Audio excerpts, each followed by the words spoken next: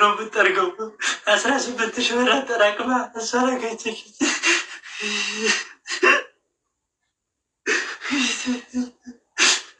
እሰራችሁ ለአንድ ቀን አይቼ በሞትኩኝ አለች። በቃ ለአልባቡ ፎቶ አንስተው ሲልኩለት ሲያስገቡት ይድናል አላቸው። ከዛ ተደወለና ከኢትዮጵያ መረባክ ቪዲዮ ሰርተውበታል። እንዳይሞት ሂድና አንሰው አሉት። ልጁን እንዳይሞት አንሰው ሲሉት አንተ ተይዘዛ ቤት ጣለኝ ሐኪም ቤት ባለሰ የደላላዎች በደል ለ3 ቀን ያክል ምግብ ሳይበላ ታግቶ የነበረ ወንድማችን እጅግ በጣም የሚያሳዝን። አሰላሙ አለይኩም ወራህመቱላሂ ወበረካቱ። ሰላም ቤተሰቦቼ እንዴት ናችሁልኝ? ሁላችሁንም ሰላም ብያለሁ። ቤተሰብ ይሄን ቪዲዮ ሁላችሁም ላይክ ሼር አድርጉልኝ። እጅግ በጣም ያሳዝናለን። ይህ ምስሉ ላይ የምታዩት ወንድማችን በዱባይ በደላላዎች ታግቶ ሲሰቃይና ሲያለቅስ የነበረ ለ3 ቀን ያክል ምግብ እንዳይበላ በር ተዘግቶበት ታሞ ተኝቶ ምንም አይነት መድኃኒት ሳይሰጠው እንደምታዩት አጥንቱ ቁሞ ዛሬ ወደ ሶሻል ሚዲያ ላይ ብትወጣ አለቅህም አንተን በቃ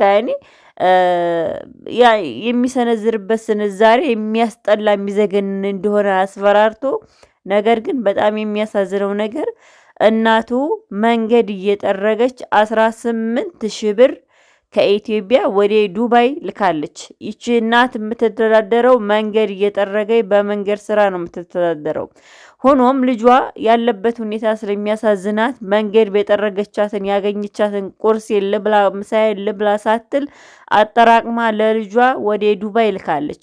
ሆኖም እናት ዛሬ የምትገኘው በሐኪም ቤት ውስጥ ነው። የልጇ ችግር ወይንም ልጇ ያለበት ሁኔታ በጣም ሲያሳዝናትና ሲያስጨንቃት ራሷን ወደ ሕክምና እንድትወድቅ አርጓታለን።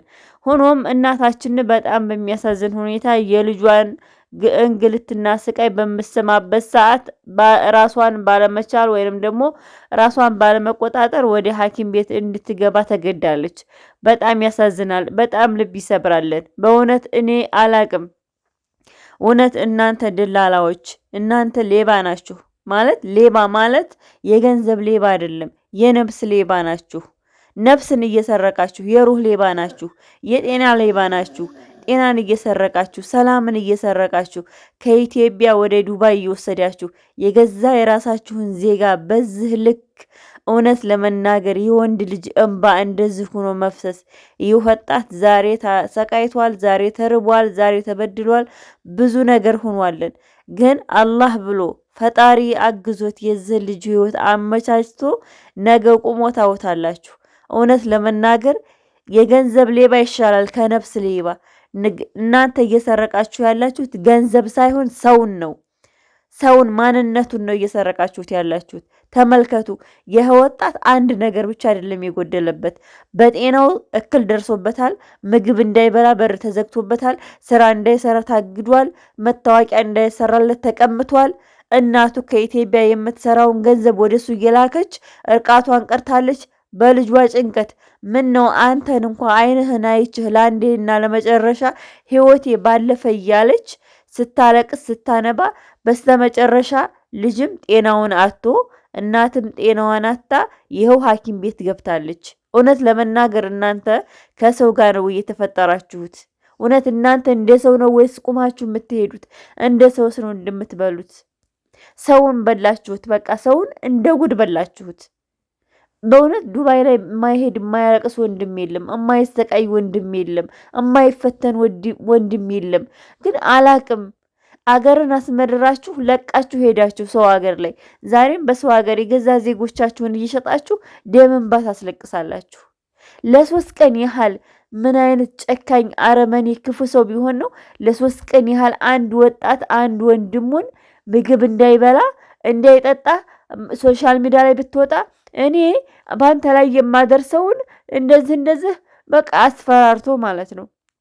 በዚህ ልክ ወንድ ልጅ ቅስሙ ተሰብሮ ሲያለቅስ ሲያነባ ማየት ሐቂቃ በጣም ያሳፍራለን። ወዴት እየሄድን ነው? ወዴት እየደረስን ነው?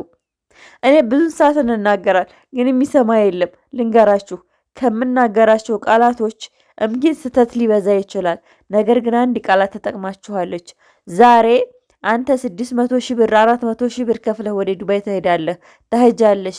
ነገር ግን አንቺ ያንን ብር ከዚህ ስትሄጂ ተበድረሽም መሬትም ሽጠሽም ተገደሽም ነው የምትሄጂው።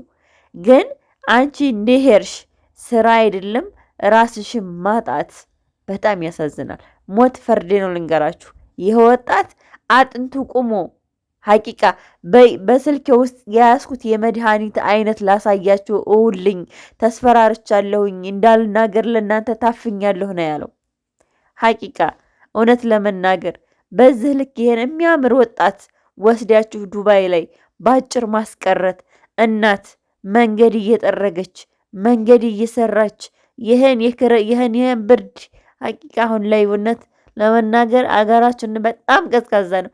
በዚህ ቀዝቃዛ በዚህ በረዶ እናት እንቅልፍ ሳተኛ ሌስ ውሏን በስራ አዳሯን በሀሳብ ተጨንቃ እያደረች የዝችን እናት ገንዘብ 18,000 ብር ከልጇ ህይወት ከመንጠቃችሁ የልጁን ህይወት ነጠቃችሁት። በቃ ህይወቱን አጨለማችሁበት። በዛውም ልክ ደግሞ እናቱን እንዲያጣ የእሱን ህይወት እጥፍ ድርብ ህይወቱን አጨለማችሁ። ሐቂቃ አላቅም፣ እውነት አላቅም። እኔ ምን አይነት ህዝብ ላይ ነን? ምን አይነት ጊዜና ምን አይነት ዘመን ላይ ነው የደረስነው? እውነት ምን አይነት ሰዓት ላይ ደርሰናል?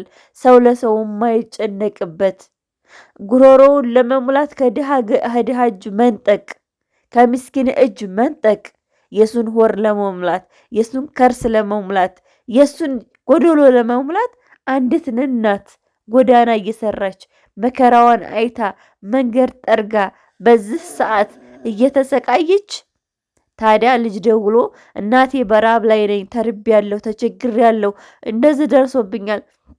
እናት ያሰበችው ልጇ ካሰበበትና ካለመበት ሀገር ሂዶ ማንኛውም እናት ልጇን እንደምትረዳት ልጇ አገልግሎት እንደምታረግላት ልጇ ለእናቴ ለአባቴ ብላ እንደምታዝንላት ያን ነበር ስትጠብቅ የነበረው። ግን ለዚች እናት አልተሰጣትም፣ አልታደላትም። የታደላት ጭንቀትና ሀሳብ በቃ መከራን የታደላት። ይሄ ወጣት አልታደለውም።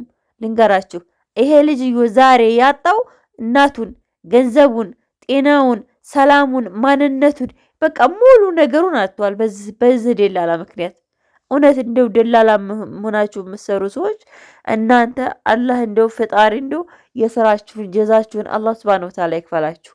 በድሃ ላይ እንደዚህ ግፍ እየፈጠራችሁ በድሃው እምባ ላይ እንደዚህ እየነገዳችሁ እውነት የድሃውን ጉሮሮ እንደዚህ እያነቃችሁ እየበላችሁ አላህ በእናንተ ላይ ይፍረድባችሁ። ፍርዱ በእናንተ ላይ እንደው ቅርብ ያርገው። እኔ አላቅም ሐቂቃ ምን አይነት ጨካኝና አረመኔ ክፉ ብትሆኑ ነው ወላሂ በዚህ ልክ ይሄን ወጣት እንደዚህ የምትበድሉት? ማንም ይሁን ሲጀመር የሰው ዘር በመሆኑ ብቻ ሙስሊም ሆነ ክርስቲያን ሆነ እንስሳ ሆነ እባካችሁ እንድንበድላችሁ አልታዘዝንም። እዚሽ ምድር ላይ እየመጣ ነው እዚሽ ምድር ላይ እየመጣ ነው። ኮንትራት ሀገር ናት። ይችን ኮንትራት ሀገር ለቀን የምንሄድባት ቀን አለን። ይችን ሀገር ለቀን የምንሄድባት ቀን አለችን። እኛ ስንሄድ ገንዘባችን አይሄድም፣ ምንም ነገር ይዘን አንሄድም። እግርና እጃችንና ያን የሰራነው መልካም ስራም ሆነ መጥፎ ስራ ተከትሎን የሚሄዱ። ታዲያ ለምንድን ነው በድሃ አምባ ላይ እንደዚህ የምትጫወቱት? እውነት ለመናገር እኔ በጣም ነው ያዘንኩት ወላሂ። ይህን ቪዲዮ ለመስራት ራሴን በጣም አሞኛል። በቃ የሆነ ደክሞኛል። ግን እኔ ቪዲዮውን ሳየው በጣም ነው አላቅም ሐቂቃ ምን አይነት የከፋና የሆነ አላቅም ምን አይነት ጊዜ ደርሰናለን። እውነት ለመናገር በጣም የሚያሳፍር ጊዜ ላይ ነው የደረስነው። ውድ ተመልካቾቼ ይህን ቪዲዮ ላይክ ሸር አድርጉልኝ። አላህ ከእንዲህ አይነት ሰው ይጠብቃችሁ። አላህ እንደው በልቶ ከሚያስበላ ሰውም አላህ ይጠብቃችሁ። ራሳችሁንም ገንዘባችሁንም አላህ ይጠብቅላችሁ። አሰላሙ አለይኩም ወራህመቱላህ